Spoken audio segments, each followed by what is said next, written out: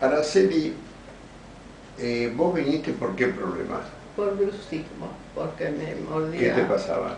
me mordía la lengua, a la noche tenía como una baba cuando me levantaba en la almohada. Bien.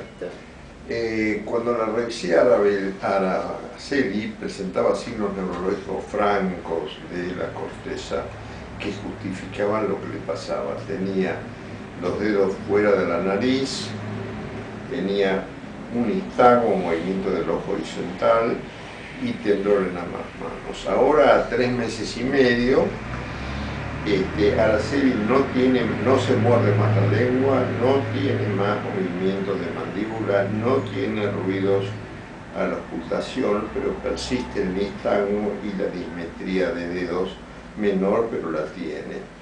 Tiene ahora una inestabilidad en el movimiento, está tomando 3 medicamentos, yo le saqué uno, pero pienso que el problema es el cerebro, que por la dismetría y el nistagmo todavía no está arreglado.